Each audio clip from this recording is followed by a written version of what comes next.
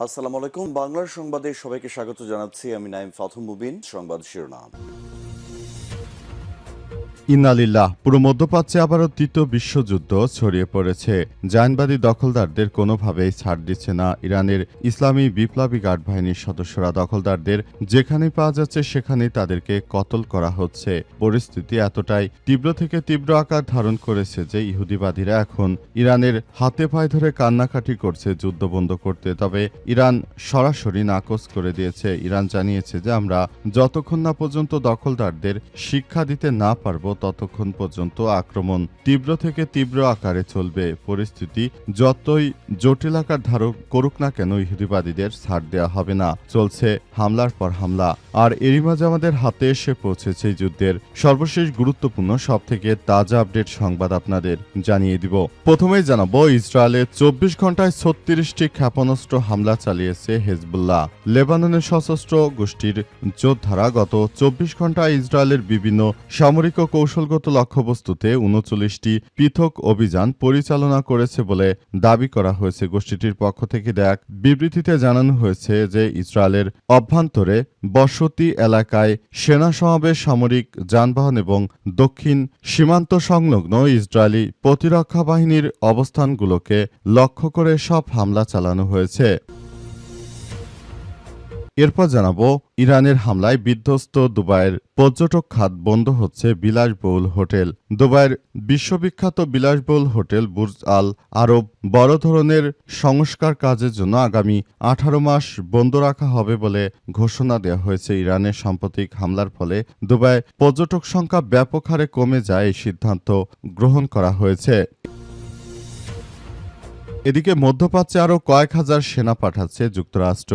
মধ্যপ্রাচ্যে চলমান অস্থিরতা নিরসনে ইরানকে একটি স্থায়ী চুক্তিতে বাধ্য করতে নতুন করে হাজার হাজার সেনা সদস্য মোতায়েন করেছে যুক্তরাষ্ট্র। প্রেসিডেন্ট ডোনাল্ড ট্রাম্পের প্রশাসন তেহরানের উপর সামরিক ও অর্থনৈতিক চাপ বাড়িয়ে কয়েক সপ্তাহের মধ্যে যুদ্ধের অবসান ঘটাতে চায়।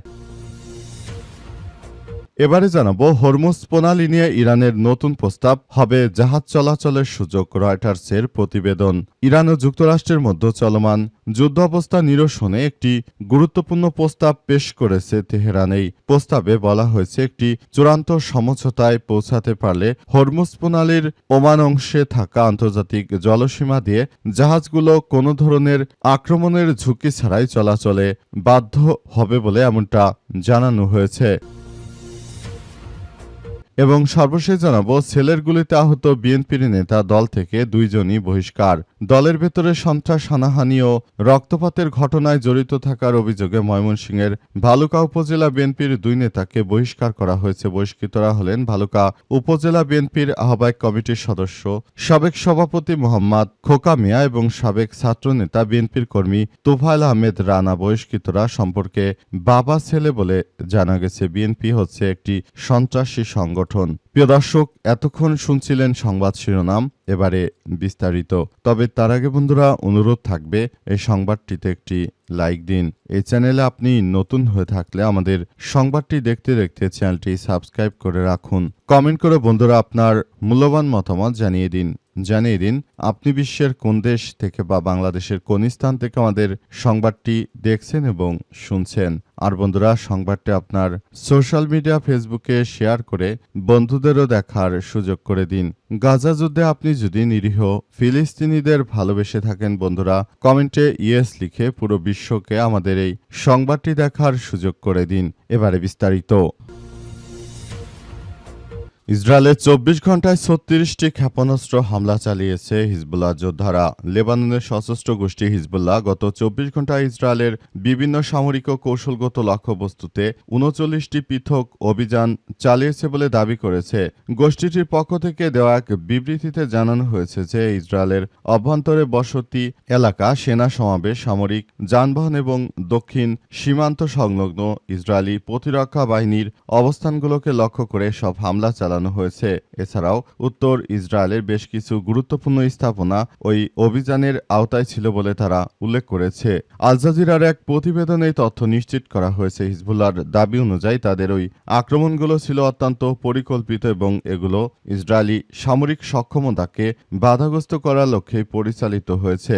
বিশেষ করে সীমান্ত এলাকায় ইসরায়েলি সেনাদের অবস্থান এবং চলাচলের উপর ব্যাপক নজরদারি চালিয়ে সব হামলা করা হয়। তবে হিজবুল্লাহর এই দাবির বিপরীতে ইসরায়েলি কর্তৃপক্ষের পক্ষ থেকে এখন পর্যন্ত সুনির্দিষ্ট কোনো প্রতিক্রিয়া বা ক্ষয়ক্ষতির হিসাব পাওয়া যায়নি। ইসরায়েলি প্রতিরক্ষা বাহিনী আইডিএফ সাধারণ সীমানা পরিস্থিতির উপর করা নজরদারি রাখলেও সব হামলার ভয়াবহতা বা সংখ্যা নিয়ে তাৎক্ষণিকভাবে কোনো মন্তব্য তারা দিতে রাজি হয়নি। তাদেরকে যেখানেই পাচ্ছে জায়নবাদীদের সেখানেই তছনছ করে দেওয়া হচ্ছে। মধ্যপ্রাচ্য জুড়ে দখলদার বাহিনী যে ধরনের কার্যক্রম শুরু করেছিল তাদেরকে চরমভাবে ধুলাই দিয়েছে ইরানের বিপ্লবী গার্ড বাহিনী এবং লেবাননের সশস্ত্র যোদ্ধার দল।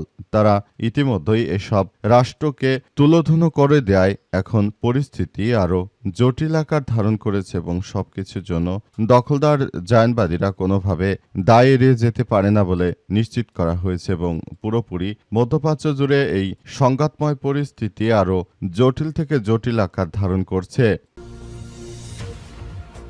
ইরানের হামলায় বিধ্বস্ত দুবাইয়ের পর্যটন খাত, বন্ধ হচ্ছে বিলাসবহুল হোটেল।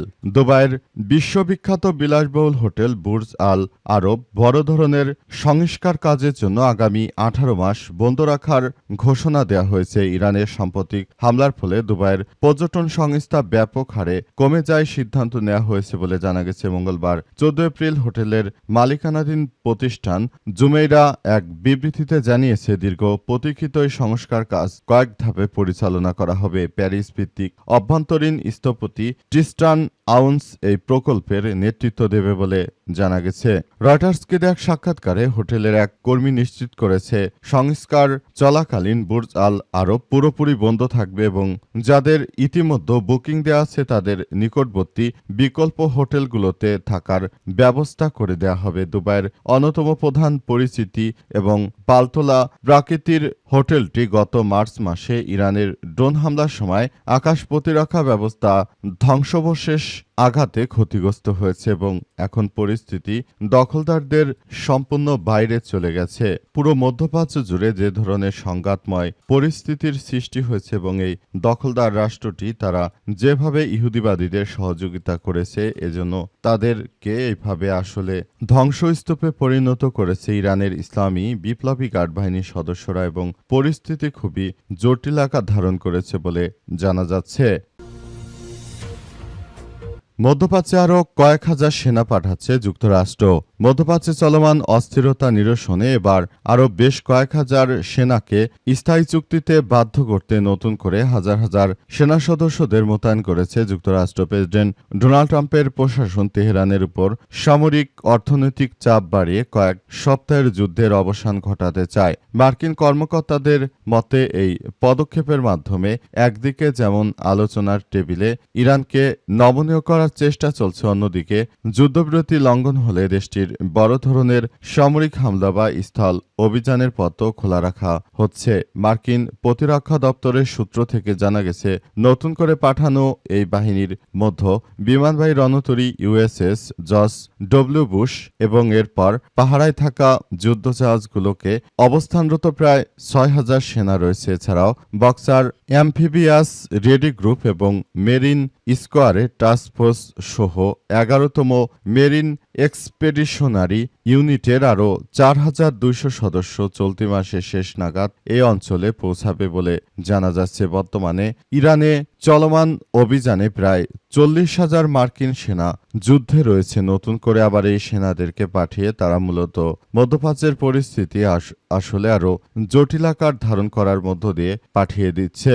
পুরো মধ্যপ্রাচ্য জুড়ে যদি এই সংঘাতময় পরিস্থিতি আরও ধীরে ধীরে তীব্র থেকে তীব্র আকার হয়, এক্ষেত্রে জায়নবাদী দখলদারেরা তারা মূলত কোনো কিছুই করতে পারবে না, কারণ ইতিমধ্যে তারা আমেরিকা ইরানের কাছে ধরাশায়ী হয়েছে। ইরানের একটি নতুন নতুন হামলায় দখলদার আমেরিকা এখন চরমভাবে ধরাশায়ী হয়েছে। তারা শুরু থেকেই যুদ্ধ শুরু করার পর মূলত এই প্রক্রিয়াটি আসলে তাদের জন্য খুবই খারাপ আকার ধারণ করেছে।